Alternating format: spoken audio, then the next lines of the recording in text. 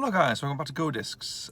This video we're talking about Dark of the Night by Solomon from 2017. Solomon, a Kindle band who I've known for quite a few years actually. Largely due to one of the main guitarists actually, and because he's a half brother of one of my best friends, of course, from many 20 years ago, and I thought it'd be interesting to cover this album actually because I do have some interesting events and tales with them actually, with the band. So Solomon originated as a three-piece band. He had Will O'Brien on bass, you had Sean Grinley on guitar, lead guitar and rhythm and lead vocals as well, and Tom Bainbridge on drums. So yeah, and they basically thought they were originally a cover band, of course, covered stuff from like Steel Panther, AC/DC, all sorts of stuff, and Metallica type, all the heavy rock stuff that everyone loves really. And this is basically also their attempt to the first. This is an attempt to their first album. They released 2 EPs beforehand, which are basically all the songs are included on this one, of course. So pretty interesting. It's produced by a guy called Andreas Kiss, who's now a music producer now in Kendal actually at the moment. Well, he was originally I think in Windermere and Bowness actually to begin with. Recording stuff in his flat actually. Say he's on little studio, then he goes on actual studio, nice big space around here in Kendal. So of course, the only reason he stays here is he likes its idyllicness, mint cake as well. Apparently so. Indeed. But yeah, I've only met him once actually. I'll probably get to eventually, of course. But I've only met Andreas once. Or briefly seen him actually. So the album itself. Again, it's sort of. My friend Mano says, they say they're more influenced by Steel Panther, in a way, and I can see why. There's a lot of in terms of it, it's got a lot of heavy bass work to it. Of course, a lot of things, funky, slap bass work with Will O'Brien, which is actually pretty good actually. Heavy rock, and just rock guitar and just standard rock drums, of course. Pretty good stuff. But without any ado, let's get into the tracks. So track 1 is called Intro, in brackets Mental. Just the intro, very much just to warm up the album, very much. It's alright really, to be honest. It's not really my favourite track anyway, just to start off. But I think it's just a way just to warm up and get it ready for the album. And next up we have Hell's Broken Free, taken from the second EP it was. So this appeared on the second EP called, I think it was Dark of the Night EP or Hell's Broken EP or something really, but yeah, it's on that. Again, not my favourite songs really. In particular, there are some good songs of course on the EP, but this one's not really my thing. Not one of my favourites really, to be honest. I don't think they've ever performed it live actually. When I saw them, maybe not. I don't know. It is. Next up we got is Hotbox. Now this is actually originated from the very first EP they did, and it's really good actually. I really enjoy Hotbox. It's about, what was it? It was actually doing with Sean and his now ex-wife actually, of course, now separated wife. About them, talk about reminiscing about the days in university and stuff like that, and or mention sweaty Hotbox of love they did and the conversation they did, and he sort of some inspiration came and this inspired me to do the lyrics really. But it's a good one actually, pretty good stuff.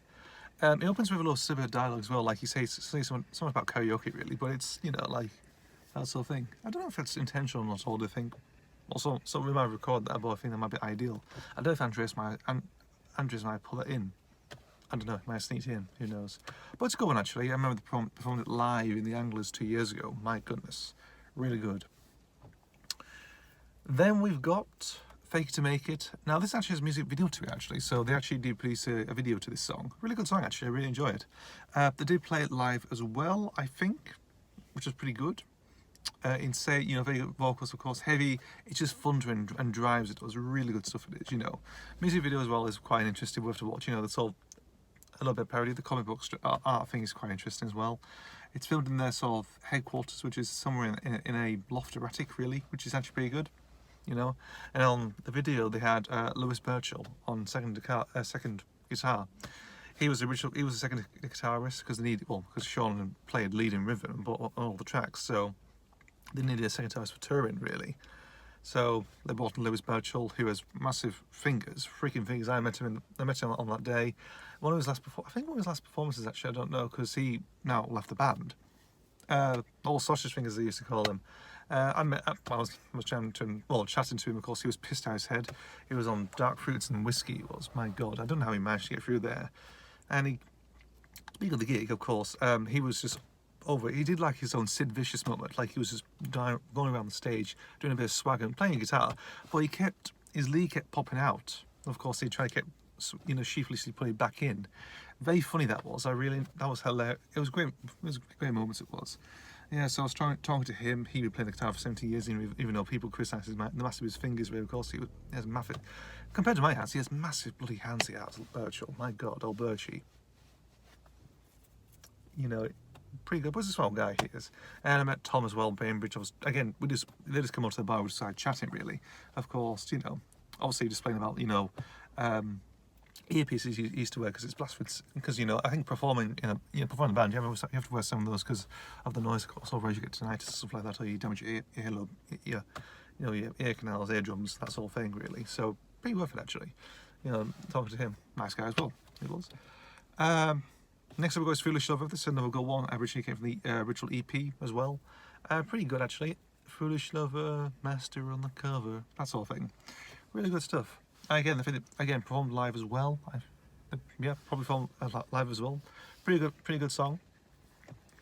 Then we got Nexus Dirty. Now this never appeared on an EP, so this is an album track. This is, and this is not This is actually, I think, produced by the band themselves, not Andreas. I think it might have been a track when Andreas said, you can produce a song by yourself or something, or maybe give them free reign of your studio, and they did come up with a song, Dirty Dawn. I think Dirty Dawn might be an early song they actually written many years ago. I'm pretty sure that they did, because it's I think I remember because it'd been floated around for a good time. They said, oh, we've done the song Dirty Dawn or something like that. I think I'm sure.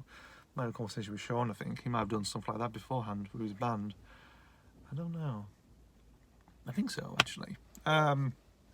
But it's a good one, actually. Really good, very belting chorus. You were Dirty Dawn, and they performed it live as well. Everyone was singing, of course. They chanted the chorus and everything else. It was really good, great moment. That's a good song. That is, even live, when they performed it live, it was really fantastic. What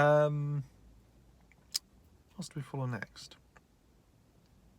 Tame The Beast, another go on this is. Another song they actually have been doing as well, working for quite a bit. It's basically their version of a Motley Crue song because they're trying to master one of those.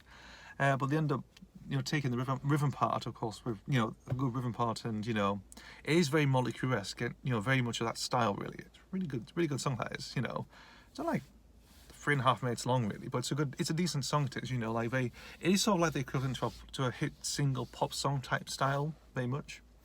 It's like Paranoid, or I'm trying to think of any other good songs. Like Heavy Rock songs that sort of became so well-known singles, like Sean singles. You can play on the radio or pull on top of the pops or something like that. It's very like that sort of style, really. But it's a really good song. Good song as well. And they performed it live as well. There are some YouTube stuff of them performing live. I think Andreas recorded them in the Union back in 2017. This was. Funny enough, I was meant to go to there, actually. We were meant to plan to go to that gig, but we never did. We were busy getting our arsehole in K-Town, so we were busy going around all over the place with other guys, really, so we don't know.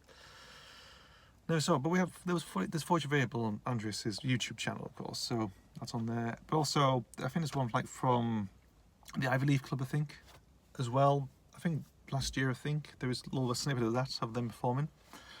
Yeah, but it's a really good song. It's one of their constant staple types. It's a famous song. It's the song they always play along with the rest of the others, of course, and it's, again, pretty good. Next up we go is Preacher. Now, this is actually the best track from the Darker Night EP, that second EP, really, to be honest. That's included on here. Really good stuff. Very, very good stuff. I think, and again, of course, they played it live as well. And yeah, pretty good stuff. Again, another driving song, very good stuff on there, really good. And else to say really. Just I think out of that EP, that second EP, this is the best one to my knowledge, along with Fake It to Make It. Really, you know, they're the best 2 songs on there, included on here. So you have really good, a lot of decent good songs on here. And the penultimate song, there's only 10 tracks on here, is Slip of the Tongue. This is the last track from the first EP. In fairness, it's not really my favourite song, really, of the EP, very much. It's alright, really. I don't think I'm not too sure if they played it live or not. I'm not entirely, maybe not. Because remember all the other songs, I don't know if they actually played this one. I'm not entirely sure. Well, it's alright. And then we finish off with the title track, Dark of the Night. Quite a long song, it's over 6 minutes long. And it's alright, really. As a big, long closer, I can imagine, really, you know. But, yeah, pretty good stuff. So, yeah, always pretty good, you know. It's a really good album. 2017, it was pretty amazing. I did see there was my local store Replay back in the day was selling CD copies of course, you know, because of one of the guys, a guy called Tim. He was friends with another person who was recording artist for Heavy Rain Sound Studio, which was Adrian Ventura. Well, that's not his actual name, that's his stage name, but it's a different name with him. But yeah, I just remember seeing it, but I never actually bought it, unfortunately. It's on SoundCloud. Some of it's on SoundCloud, some of it's on Spotify as well. I'd love to see a vinyl reissue of that, an actual vinyl copy of that. I'd love to see the band do it, otherwise, you know, I'll instantly buy that, you know. And a vinyl copy of that album would be amazing, you know. You'll probably get more fans, you know, get more fans around the country as well, buying stuff like that. If you know, if they have the chance, if they have the budget to actually print 1,000 copies, I'll definitely buy a copy. If they sell it around bits and pieces, of course, that'd be amazing.